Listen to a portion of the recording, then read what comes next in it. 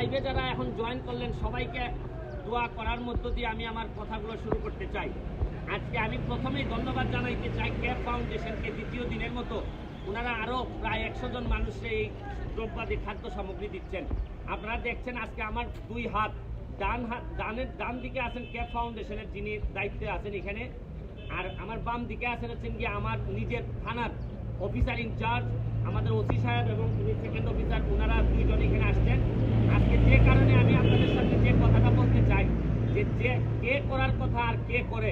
আপনি দেখেন পুলিশ ডিপার্টমেন্টের, প্রথমে আমি পুলিশ ডিপার্টমেন্ট দিয়ে শুরু করতে চাই। পুলিশ ডিপার্টমেন্টের ব্যাপারে অনেকেই অনেক কথা আমরা অনেক সময় বলি, কিন্তু এইবারের যে যুদ্ধ, করোনার বিরুদ্ধে যে যুদ্ধ, এই যুদ্ধে আমি যখন দেখি যে জানাজাও পড়ছে থেকে পুলিশ ডিপার্টমেন্টের লোকজন জানাজা পড়তেও যাচ্ছে। পুলিশ ডিপার্টমেন্টের লোকজনের বেশিরভাগ লোকের এই ধরনের প্রোটেকশন ইকুইপমেন্টও নাই, তারপর মুখের মধ্যে মাস্ক লাগিয়ে ওনারা যে ধরনের ভূমিকা পালন করতেছেন, আমি প্রথমেই ধন্যবাদ জানাই আমাদের আইজিপি মহোদয়কে, আমি ধন্যবাদ জানাই ডিএমপিতে যারা আছেন, আমি ধন্যবাদ জানাই প্রতিটা পুলিশ সদস্যকে যারা জীবনের পরোয়া না করে, যেখানে বিভিন্ন ক্ষেত্রে অনেক ক্ষেত্রে যারা ফ্রন্ট লাইন সোলজার হওয়ার কথা, যে ডাক্তার সাহেবরা হওয়ার কথা, বিভিন্ন সময় অভিযোগ উঠছে যে ডাক্তার সাহেবরা রোগীদেরকে দেখে পলাই যাচ্ছেন। যে ডাক্তাররা এই যুদ্ধের সামনে আসার কথা, যুদ্ধে চলে আসার কথা, এই ডাক্তারদের অনেক ক্ষেত্রে এই ভূমিকা পাওয়া যাচ্ছে না। কিন্তু দেখা যাচ্ছে ঠিকই পুলিশ ডিপার্টমেন্ট, নেভি, যেখানে আর্মি, সশস্ত্র বাহিনীর যে ভূমিকাটা রাখছে এই বাংলাদেশের এই দুর্যোগময় মুহূর্তে, আমি তাদের প্রতি আমি সম্মান জানাচ্ছি, অবনত মস্তকে জানাচ্ছি যে আপনারাই প্রমাণ করে দিলেন যে কার যুদ্ধ কে পরিচালনা করতেছেন। আমি আবারও তাদেরকে ধন্যবাদ জানাচ্ছি। এই পর্যায়ে আমি শুধু আমাদের ওসি সাহেবরে একটা কথা জিজ্ঞেস করতে চাই। আমি পুজো থেকে আপনি ওসি সাহেব আপনাকে একটা জিজ্ঞেস করতে চাই যে আপনারা যে এইরকম লাশ দাফন থেকে শুরু করে এই ত্রাণ সামগ্রী বিতরণ থেকে শুরু করে, আগে দেখা গেছে যে সবসময় ডিসি অফিসের লোকজন করছে, এইবার দেখা যায় ডিসি অফিসের সাথে আপনারাও বিভিন্ন জায়গায় এই কিসের টানে আপনারা এই ডিপার্টমেন্টে একটা ডিসিপ্লিন ফোর্স, এইটা কিসের টানে আপনারা এই কাজটা করতেছেন? সামনে মূল বিষয় হলো দেশপ্রেম। আসলে আমরা যখন ট্রেনিং করে এসেছি তখনই আমাদের মূল টার্গেট ছিল দেশপ্রেম করা। দেশপ্রেমের দুর্যোগে যে কোনো মুহূর্তে নিজের জীবনকে বাজি রেখে কাজ করে যাওয়া, সেই নির্দেশনাই ছিল আমাদের মূল নির্দেশনা। আমাদের আইজিবি মহোদয় থেকে শুরু করে আমাদের ঊর্ধ্বতন সকল কর্মকর্তা, বিশেষ করে আমার এসপি মহোদয় পর্যন্ত যারা মাঠে আছেন, আমরা যারা মাঠে আছি, প্রত্যেকেরই একই কথা, জীবন যাবে আমাদের, কিন্তু মানবের পাশে আমরা সবসময় থাকবো। জনগণ যতক্ষণ আছে ততক্ষণ আমরা অবশ্যই থাকতে হবে। আপনি দেখেন মুক্তিযুদ্ধের কথা, সেই মহান মুক্তিযুদ্ধে কিন্তু সবার আগে পুলিশ জীবন বাজি রেখেছিল, সবাই জীবন বাজি রেখে অস্ত্র হাতে নিয়েছিল, যুদ্ধ করেছিল। আমরা ওইটাকে সে আর একটা মুক্তিযুদ্ধ মনে করেছি। সেই দুর্যোগে নিজের জীবনকে বাজি রেখে আমরাও এবার যুদ্ধ চালিয়ে যেতে চাই। আমি বিশ্বাস করি এবং আশা করি আপনারাও যেভাবে চালিয়ে যাচ্ছেন আমাদের সাথে, আমরা ইনশাল্লাহ সেই দুর্যোগ মোকাবেলা করে আমরা পূর্বের অবস্থায় ফিরে যাব। ধন্যবাদ জানাই ক্যাবকে যারা এইভাবে খাদ্য সামগ্রী বিতরণ করছেন। আর আমরা নিজস্ব অর্থায়নে বিভিন্ন জায়গা থেকে অর্থ সংগ্রহ করে, ত্রাণ সংগ্রহ করে, মানুষ যারা এই যে অসহায় অবস্থায় আছে, যারা খেতে পারছে না, খাবার পাচ্ছে না, তাদেরকে আমরা খাবার সংগ্রহ করে যাচ্ছি। এটা আসলে দেশপ্রেম, মানবপ্রেম, এটা আমাদের করতেই হবে, এটাই আমাদের শিক্ষা। দোয়া করবেন আমাদের জন্য। যারা আপনার লাইভ শুনতেছে, হাজার হাজার লক্ষ লক্ষ মানুষ শুনবে, তাদের ব্যাপারে কি আপনার কোনো বক্তব্য আছে যে বাসায় থাকা বা আপনাদের পক্ষ থেকে? সবাইকে আমি, যারা আপনারা লাইভ শুনছেন বা লাইভে আছেন, সবাইকে আমি অনুরোধ করব যে এই মুহূর্তে আপনারা সবাই বাসায় থাকবেন। কোনো নিত্য প্রয়োজন, মানে খুবই জরুরি প্রয়োজন ব্যতীত কেউ কোনো অবস্থায় বাইরে আসবেন না। যদি প্রয়োজন পড়ে পুলিশ আপনাদের পাশে আছে, প্রত্যেক জায়গায় পুলিশের নাম্বার আছে, পুলিশকে বলবেন আপনার প্রয়োজনীয় জিনিস পুলিশ বাসায় পৌঁছে দিবে। আমি শুধু আপনার লাইভের মাধ্যমে এই মেসেজটুকু আপনাদেরকে দিতে চাই। ধন্যবাদ। আমি অনেক বেশি কৃতজ্ঞতা প্রকাশ করছি। আমি যে কথাটা এখন বলতে চাই যে ক্যাপ ফাউন্ডেশন, ধরেন অনেক লোকই আমরা আছি যারা বাসায় বসে বসে ফেসবুকে বলছি যে আপনারা হাত ধুবেন, আপনারা মাস্ক লাগিয়ে চলবেন, কিন্তু খুব অল্প লোক আছে যারা বলছে যে আপনি মাস্ক লাগিয়ে যে ঘরে থাকবেন, আপনি কি খাবেন, খাবারের জন্য যে জিনিসগুলো নিয়ে আসতে হয়, এইটা অল্প মানুষ আছে বাংলাদেশে যারা এরকম খাবার দিতে চাচ্ছে। কারণ প্রায় 6 কোটি মানুষের উপরে আছে যাদের খাবারের শর্ট আছে বাংলাদেশে, কারণ এরা বাসার ভিতর চলে গেলে এদেরকে খাবার দিবে কে?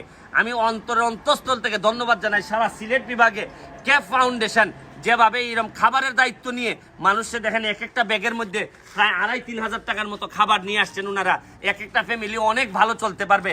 আমি ক্যাপ ফাউন্ডেশনকে বলবো, যারাই আমার ভিডিও শুনছেন, এইটা ক্যাপ ফাউন্ডেশন হচ্ছে আমেরিকা এবং লন্ডন বেসড একটা সংগঠন যারা বিদেশে থাকেন তারা আল্লাহর রাস্তায় আপনাদের কাছে চাই যে ক্যাপ ফাউন্ডেশনের মতো, শুধু ক্যাপ ফাউন্ডেশন না, যারাই এখন আপনারা এইরকম মানুষকে খাবার দিতে চাচ্ছেন তারা একটু ডোনেট করেন, কারণ ডোনেট না করলে এই ধরনের ফাউন্ডেশন আর সামনে টিকতে পারবে না। আমি জাস্ট দুইটা কথা ক্যাপ ফাউন্ডেশনের যিনি আছেন আমাদের দেলোয়ার ভাইকে জিজ্ঞেস করছি, আপনি কি অল্প কথায় জাস্ট বলবেন যে ডোনেশন না হলে তো আপনারা এইসব কাজগুলো করতে পারবেন না, আপনাদের তো একটা সুনাম আছে, আপনারা নৌকা দিচ্ছেন, আপনারা বিভিন্ন মসজিদ মাদ্রাসা করে দিচ্ছেন, অল্প কথায় যদি বলতেন যে আপনি বিদেশিদের উদ্দেশ্যে দুইটা কথা যদি বলেন। আসসালামু আলাইকুম, ধন্যবাদ সুমন ভাই।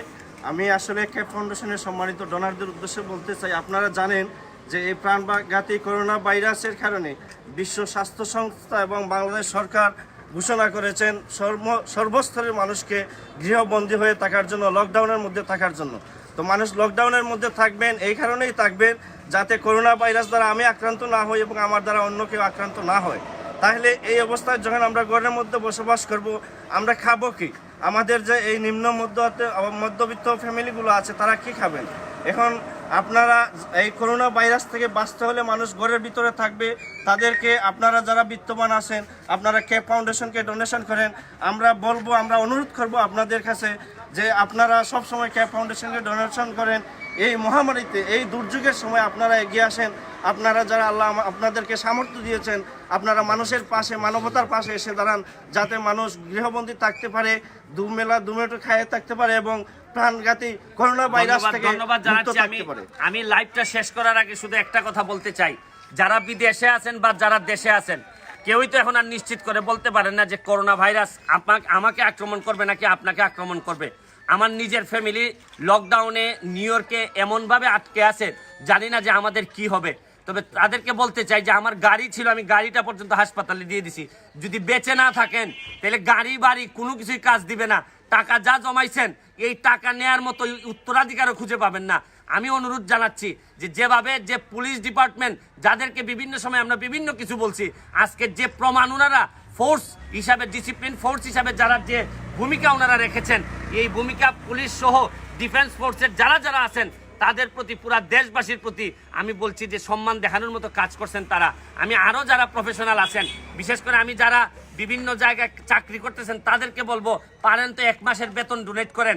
আপনারা জানেন পুলিশ ডিপার্টমেন্টের এসআই থেকে শুরু করে কনস্টেবল থেকে শুরু করে সবাই বিভিন্ন রূপের বিভিন্ন 2 দিন 3 দিন করে তারা তাদের চাকরির টাকা, বেতনের টাকা দিচ্ছেন। তো পুলিশ ডিপার্টমেন্ট যদি আগায় আসতে পারে, তা আমি জজ, ব্যারিস্টার, আমরা ডাক্তার, আরও যারা যারা আছি, আমরা পারি না আগাই থাকতে। আমি ডাক্তারদের উদ্দেশ্যে বলবো, অনেকে বলতে পারেন যে পিপি আপনারা পান নাই, আমি বলবো জীবনে তো অনেক টাকা সুযোগ আছে ইনকাম করার, জীবনে হয়তো আরও করবেনও। আপনারা চাইলে সরকারের দিকে তাকাই থাকবেন কেন? নিজেরাও কিনে নিতে পারেন। কিনে এই যুদ্ধে চলেন আমরা সবাই একসাথে একত্রিতভাবে আমরা এই যুদ্ধ করি। আরে বিশ্ব যখন এক হয়ে গেছে তো আমরা আলাদাভাবে থাকবো কেন? মনে রাখেন এই যুদ্ধ, এটা ডিজিটাল বাংলাদেশের যুদ্ধ। এই যুদ্ধে কারা কি করছেন সবারই মনে থাকবে, এবং এই করোনাকে যদি আমরা ফেস করতে পারি, কাদের কি ভূমিকা ছিল, এইটা ভবিষ্যৎ জেনারেশন এবং আমাদের জেনারেশন ভালোভাবে যাচাই বাছাই করেই সম্মানের জায়গা ঠিক করে নিবে। তাই সবাইকে বলবো, চলেন যুদ্ধের ময়দানে একত্রিত হই। আবারও ধন্যবাদ জানাচ্ছি আমাদের ওসি সাহেবকে এবং ক্যাপ ফাউন্ডেশনকে ধন্যবাদ জানিয়ে আজকের মতো বিদায় নিচ্ছি। প্রতিদিনই বিভিন্নভাবে চেষ্টা করব, যে যার জায়গা থেকে চলেন আমরা ঝাঁপাই পড়ি, অল্প হইলেও দেন। আমি যখন ফেসবুক খুলি, যখন দেখি ছোট্ট ছোট্ট বাচ্চারাও দেখি বিভিন্ন জায়গায় বের হয়ে, অল্প অল্প ইয়াং মেয়েরাও যখন দেখি বিভিন্ন জায়গা থেকে ফান্ড নিয়ে এই যে 3-4টা ফ্যামিলিকেও দিচ্ছে, তখন ভালো লাগে, মনে হয় যে এইটাই মুক্তিযুদ্ধ, এইটাই দেশপ্রেম। আর বড় বড় বক্তব্যবাজি করা আর গিফট না দেওয়া, মানুষকে ত্রাণ না দেওয়া, এগুলার দেশপ্রেম বলে না। দেশপ্রেমের সময় আসছে, অ্যান্ড রিয়েলিটি চেক, মুখের কথায় না, কাজ দিয়ে প্রমাণ করতে হবে বাংলাদেশে বাঁচাইতে চাই আমরা। ভালো থাকবেন, সুস্থ থাকবেন।